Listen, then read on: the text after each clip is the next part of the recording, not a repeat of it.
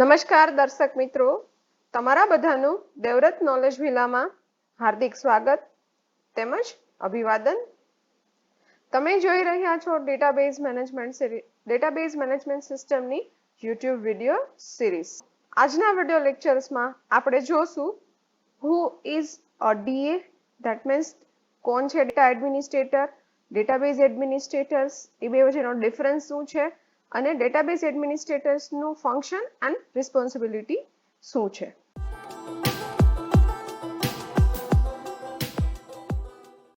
ઉપર right side corner ઉપર આઈ button click કરશો તો પ્રીવિયસ વિડીયોમાં આપણે શું ડિસ્કસ કર્યું હતું ત્યાં તમને જોવા મળશે. આપણે હજુ આપણા યુનિટ ફર્સ્ટમાં જ કન્ટિન્યુ છીએ some basic definitions of database management સિસ્ટમમાં.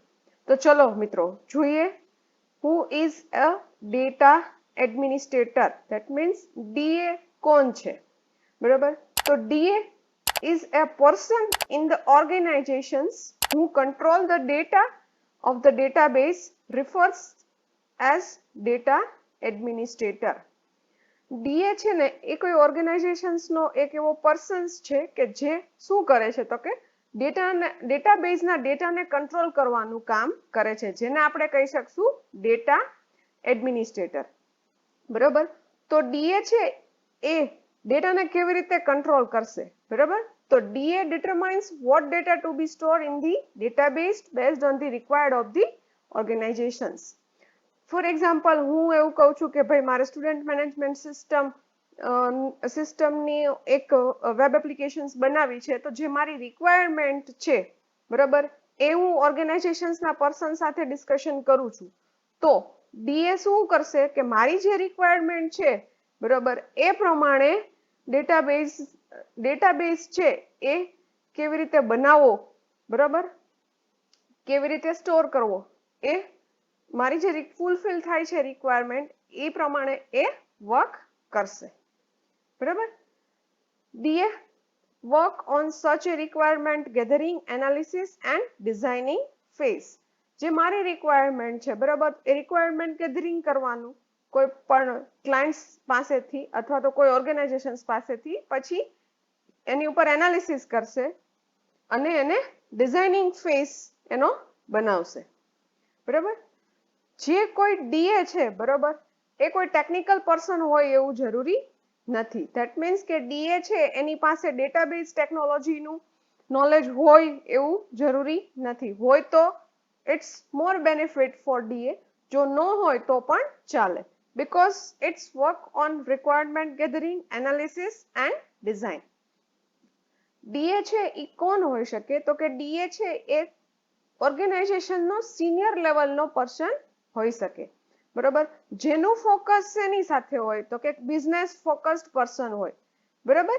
પણ એ જે કોઈ રિક્વાયરમેન્ટ છે જે કોઈ ઓર્ગેનાઇઝેશન્સની, હું એમ કહું છું કે મારે SQL સર્વરમાં ડેટાબેઝ બનાવવો છે, તો DA ને SQL સર્વર વિશે ખબર હોવી જોઈએ, બરાબર.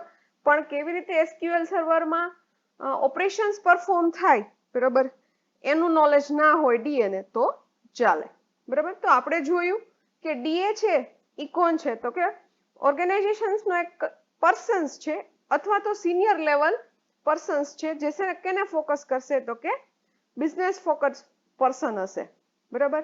એને ડેટાબેઝનું નોલેજ હોય એવું જરૂરી નથી. એ શેની ઉપર વર્ક કરે છે તો કે requirement gathering, analysis and design અને how to data can be stored and fulfill the requirement of the client or any organizations. ચલો, આ હતું ડેટા એડમિનિસ્ટ્રેટર્સ. હવે પછી આપણે સમજીએ છીએ database administrator, that means DBA. પેલું આપણે જોયું એ D હતું, બરાબર. આ પણ કોઈ એક ઓર્ગેનાઇઝેશન્સનો પર્સન જ છે, પણ શું કરશે ઈ? Who controls the design and use of the database referred the database administrator, બરાબર. જે શું કરશે? ડેટાબેઝ આખો ડિઝાઇન કરશે, બરાબર. મેં એવું કીધું કે મારે સ્ટુડન્ટ મેનેજમેન્ટ સિસ્ટમ બનાવી છે, બરાબર, તો રિક્વાયરમેન્ટ એનાલિસિસ DA કરી નાખ્યું. હવે ડિઝાઇનિંગ ફેઝનું કામ આખું કોનું છે તો કે ડેટાબેઝ એડમિનિસ્ટ્રેટરનું, બરાબર. એ શું પ્રોવાઈડ કરશે તો કે necessary technical support four implementing એ ડેટાબેઝ. કોઈ એક પર્સનથી ડેટાબેઝ ઇમ્પ્લિમેન્ટ થાય એવું પોસિબલ નથી. જો તમારે પ્રોજેક્ટ અને ડેફિનેશન્સ નાની હોય તો થઈ પણ શકે, પણ જો લાર્જ એપ્લિકેશન્સ હોય ક્લાયન્ટની અથવા રિક્વાયરમેન્ટ વધારે હોય તો ડીબીએ શું પ્રોવાઈડ કરશે તો કે ટેકનિકલ સપોર્ટ. એની અંડરમાં નીચે 4-5 જણા બીજા કામ કરતા હશે જે ડેટાબેઝ ઇમ્પ્લિમેન્ટેશન્સ કરવામાં આપને ઓર્ગેનાઇઝેશન્સ અથવા ડીબીએ ને હેલ્પ કરશે. બરાબર. DBA work on such a design, development, testing and operational phases. અહીંયા DBA ને શું કરવાનું છે તો કે ડેટાબેઝ આખો ડિઝાઇન કરવાનો. બરાબર. રિક્વાયરમેન્ટ ડીએ આપી દેશે કે ભાઈ આ રીતે આ ક્લાયન્ટની રિક્વાયરમેન્ટ છે, આવો ડેટાબેઝ એમને જોઈએ છે. પછી ડિઝાઇન કરવો એવો ડેટાબેઝ, એને ઇમ્પ્લિમેન્ટ કરવો, ડેવલપ કરવો, ટેસ્ટિંગ કરવું કે it is work properly or not, and કયા કયા ફેઝમાં એને ઓપરેટ કરવો. બરોબર. એ બધું કામ કોનું છે તો કે ડીબીએ નું. હવે આના માટે ડીબીએ છે એ કેવો હોવો જોઈએ? કોઈ પણ ટેકનિકલ પર્સન્સ જ હોવો જોઈએ ઓર્ગેનાઇઝેશન્સમાંથી જેને શેનું નોલેજ હોય તો કે ડેટાબેઝ ટેકનોલોજીનું નોલેજ હોય. એટલે ડીબીએ, હું એવું કહું ફોર એક્ઝામ્પલ કે મારે એસક્યુએલ સર્વરમાં ડેટાબેઝ બનાવવો છે તો ડીબીએ ને એસક્યુએલ સર્વરમાં કેવી રીતે ડેટાબેઝ મેનેજ થાય, કેવી રીતે ઇમ્પ્લિમેન્ટ થશે, શું થશે, એ બધાથી એ અવેર હોવો જોઈએ. બરાબર. એટલે ડીબીએ કેવો હોવો જોઈએ? Technical person. જ્યારે ડીએ તો નોન ટેકનિકલ અને સિનિયર પર્સન હોય. બરાબર. ડીબીએ છે it does not need to a business persons. બરાબર. એ બિઝનેસ ફોકસ નહીં હોય. જ્યારે ડીએ છે it બિઝનેસ ફોકસ હશે. બરાબર. In short, DBA is a technical focused person but should understand about the business to administrate the data effectively. બરાબર. Business person હોય એવું જરૂરી નથી, પણ એ ડીએ ની જે બિઝનેસ ફોકસ્ડ એપ્લિકેશન્સ અથવા જે રિક્વાયરમેન્ટ છે એને સમજી શકતો હોવો જોઈએ. તો આ હતું ડેટાબેઝ એડમિનિસ્ટ્રેટર. ઓર્ગેનાઇઝેશન્સનો પર્સન્સ છે, અહીંયા એ સિનિયર લેવલ હોય એવું જરૂરી નથી. બરાબર. એ શું કરી શકતો હોવો જોઈએ તો કે ડિઝાઇનિંગ. બરાબર. અને ટેકનિકલ પર્સન હોવો જોઈએ જે ડિઝાઇન, ડેવલપમેન્ટ, ટેસ્ટિંગ અને ઓપરેશનલ ફેઝને ઓપરેટ કરી શકે.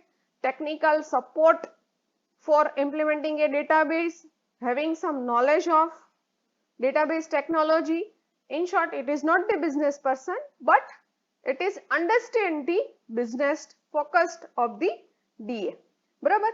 તો આ હતું ડેટાબેઝ એડમિનિસ્ટ્રેટર. આની પહેલા જોયું આપણે ડેટા એડમિનિસ્ટ્રેટર. હવે જો બંનેનો ડિફરન્સ તમને પૂછવામાં આવે તો આ પોઈન્ટ્સ ઉપરથી તમે ડિફરન્સ બનાવી શકો છો.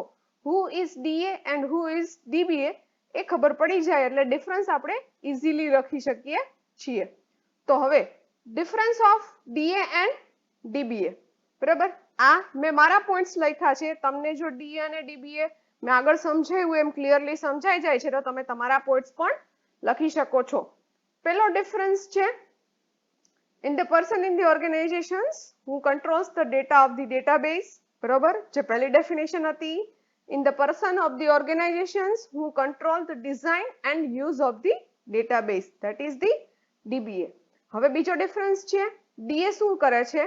It determines what data to be stored in the database based on the requirement of the organizations or any client. બરાબર. એને કાંઈ ટેકનિકલ કેવી રીતે ડેટા સ્ટોર થશે એ નથી જોવાનું, પણ ડેટા સ્ટોર આ થશે એ જ જોવાનું છે. DBA શું કરશે? It provide the necessary technical support for implementing a database. Database ને ઇમ્પ્લિમેન્ટ કરવા માટે જે કંઈ ટેકનિકલ સપોર્ટ જોતો હશે એ કોણ પ્રોવાઈડ કરશે તો કે DBA. It involves more in the requirement gathering analysis of the data. બરાબર. DA છે એ રિક્વાયરમેન્ટ ગેધરિંગ અને એનાલિસિસ ઉપર જ કામ કરશે, જ્યારે DBA છે એ design, development, testing and operational phase ઉપર વર્ક કરશે.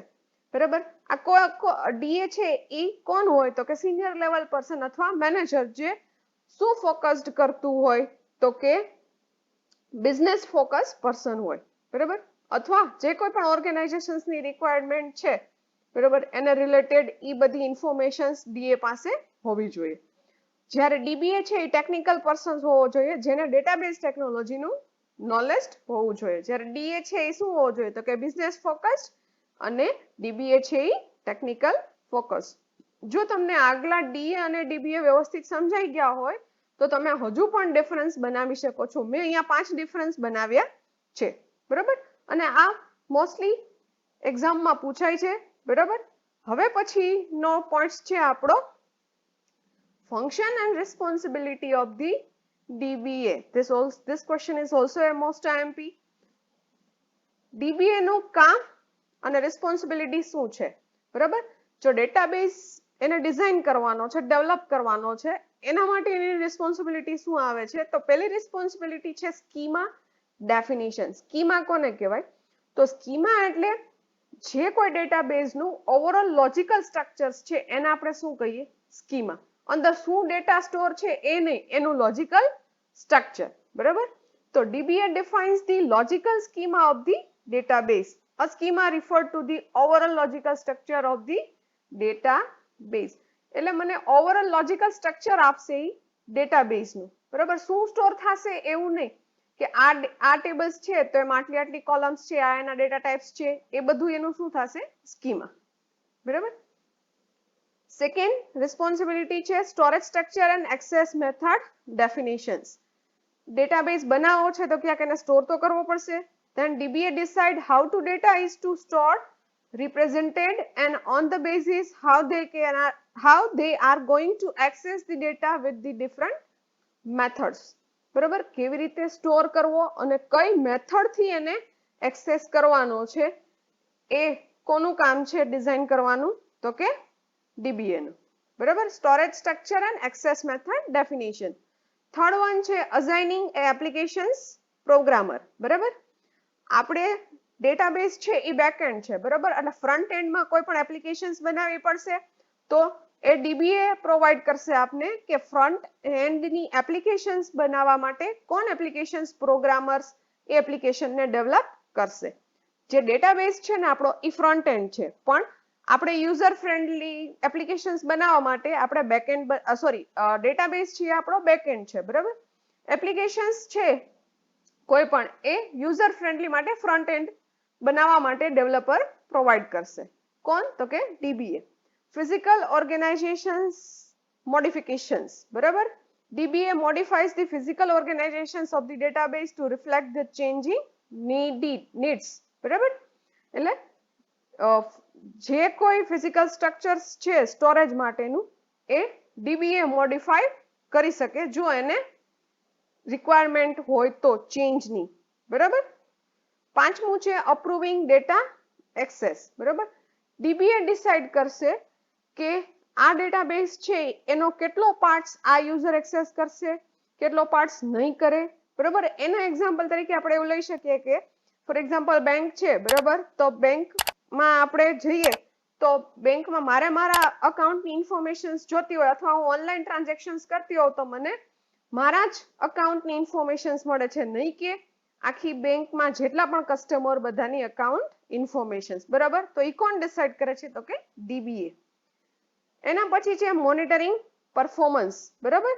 એને કન્ટિન્યુઅસલી મોનિટરિંગ કરતું રહેવું પડે DBA ને કે database is working properly or not. Clear? એના પછી છે backup and recovery. Data should not be lost or damage in any conditions.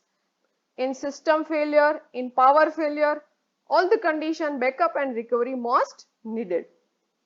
તો આપણે આ 7 જોયા function and responsibility of DBA. DBA ના આ કામ છે કે DBA આવી રીતે કામ કરશે.